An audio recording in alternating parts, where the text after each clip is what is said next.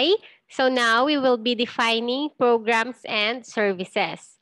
So when we say program, it is a portfolio comprised of multiple projects that are managed and coordinated as one unit with the objective, of course, of achieving your outcomes, which are usually intangible, not until you have seen them coming into life or meaning through the actual activities, through achieving the desired outcomes or goals and for the benefit of the organization. So this is the administrative definition of program, how you manage and coordinate all of those activities into one unit.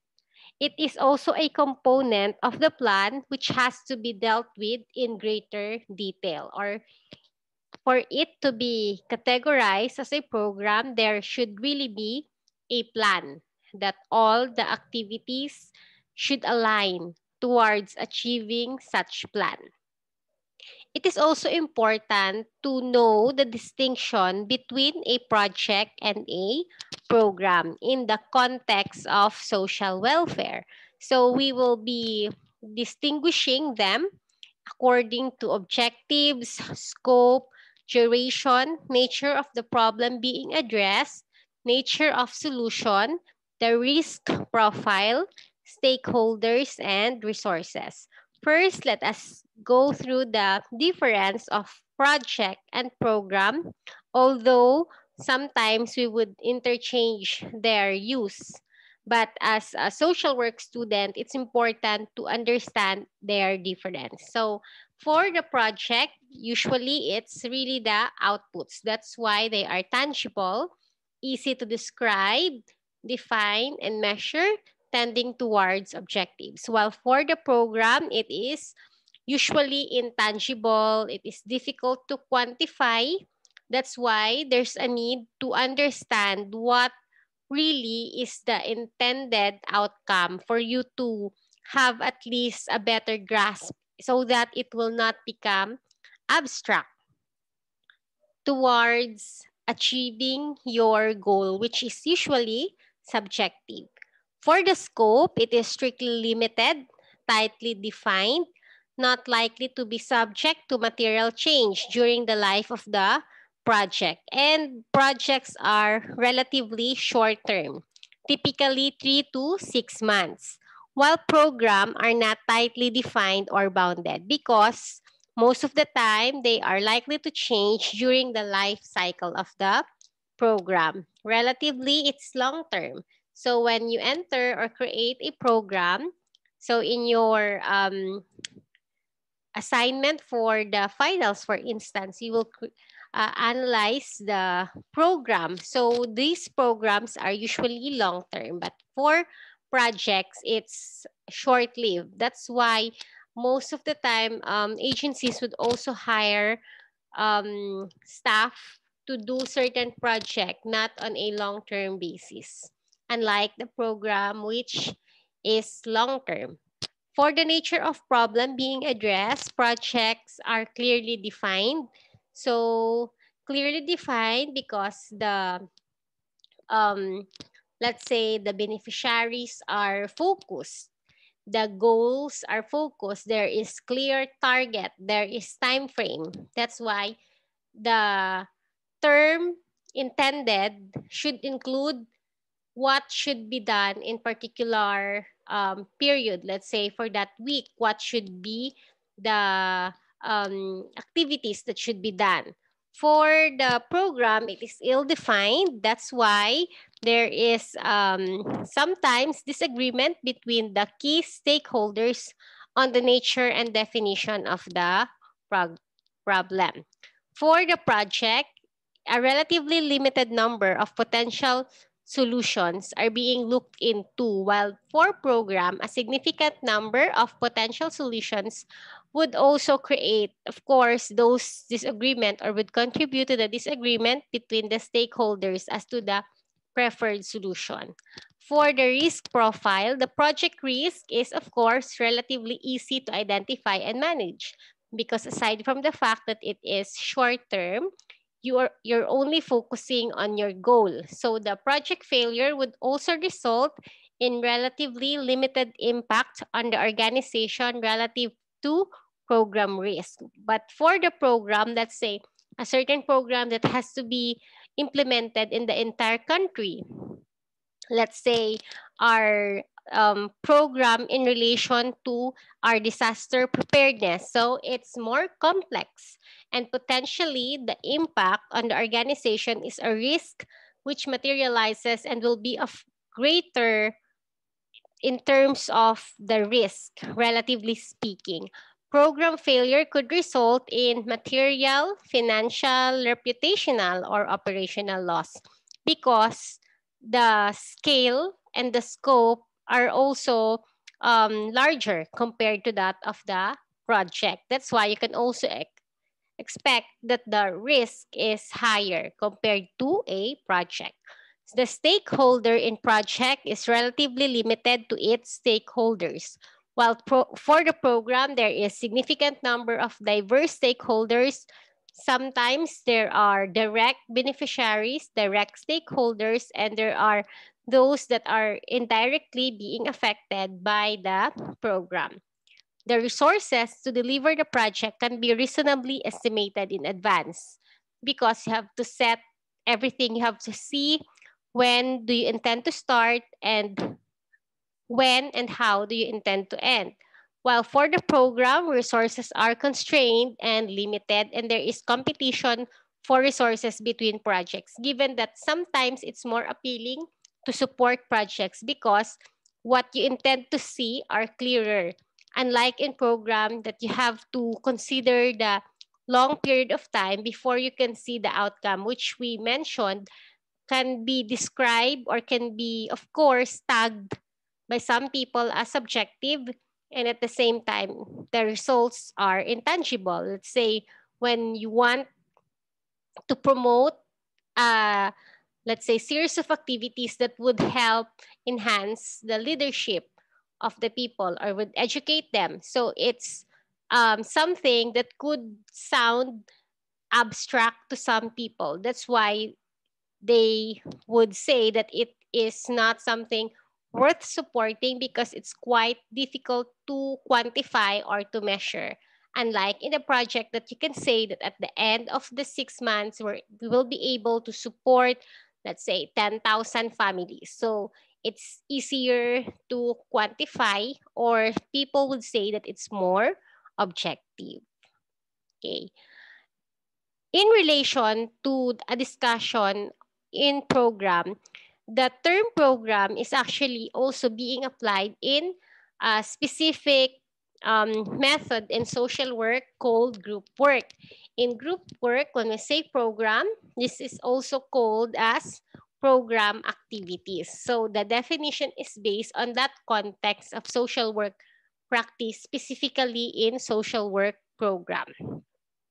The program is a tool in relation to the conception of group as both means and context for treatment. And if the term program is being used in group, it would refer to everything that happens in the life of the group. Everything that you do is called part of that program. And this refers to the activities that would also require certain amount of definite planning, because you cannot just say that it's part of the program if it's not really part of the plan. It's like in our layman's understanding of a program. When you say you want to see the program, you want to see the flow, you want to see the plan of what will exactly happen in this specific time. So in the group work, carefully planned activity with a particular client system where the practitioner is keenly mindful of the interconnectedness of the series of social behavior and their meanings would constitute a program.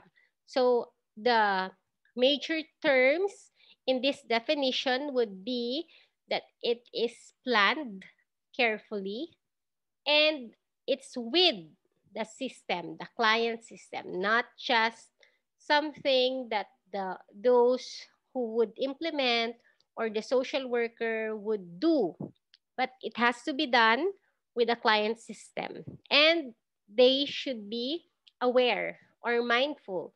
There is really conscious effort to see that those activities are connected and would help the client towards, let's say, changing a particular behavior in the context of group work and their meanings. So for you to understand better how program is being used as a tool in group work, please read in pages 446 to 451 of the Orange Book, The Social Welfare and Social Work by um, Thelma Lee Mendoza for a thorough discussion.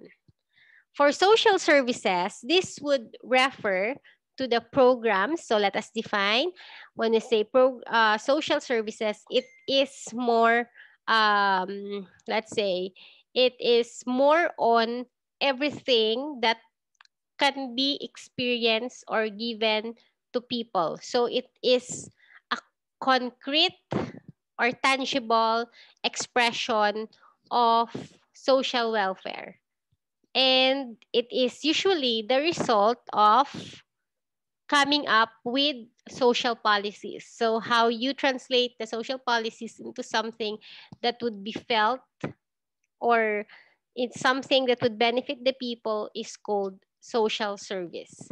So it refers to everything. So what we're talking about, the programs and even the projects, which usually can be understood as activities, are part of the social services. So ang mas broader would be social services, which is of course sub siya sang social welfare, which is everything that we do for the good of the humankind or people. So the activities, the programs and services that would concretely answer the needs and problems of the members of society would form social services. So for us to um, achieve the desired social welfare, meaning what people deserve, let's say having that dignified life and improved quality of life, can be attained if we have services that would be responsive to their needs, or would promote for empowerment. So the social services should be anchored with the functions of social work. So be it preventive, restorative, and developmental.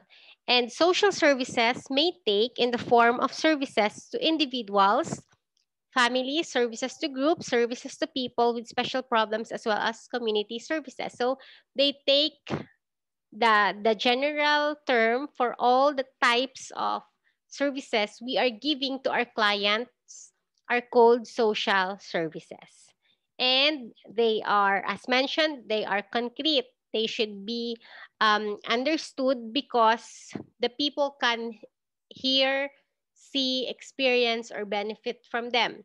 And social welfare would be meaningless unless there are concrete demonstrations of its concern for the well-being of the society through social services. So I'll just edit the typographical errors. So when we say social welfare, it is something that we do for the benefit of the people. So this definition would also explain why most of the time we would interchange the definition of social services with social welfare, because they are very much related. But when we are looking into which is broader, certainly it's social welfare, because the social services are what we do so that we can attain social welfare. It is what we are giving. It is the concrete programs, activities, projects, and services that would help attain or achieve the end goal of social welfare.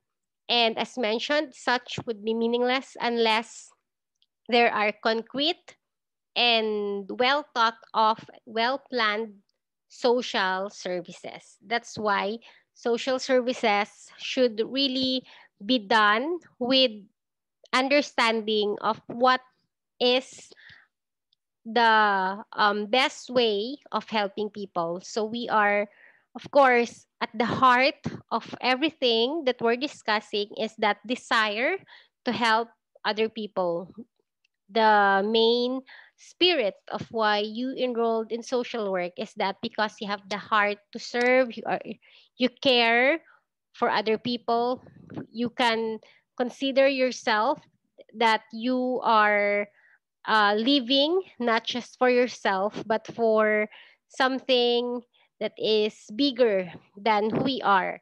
And we understand that there is a need for us to study the science in helping because we want to truly help them. We want to help people in a scientific and dignified manner so that the results would be more empowering and sustainable, and that we can really say that we will be creating impact to the society and towards achieving the desire of promoting social welfare.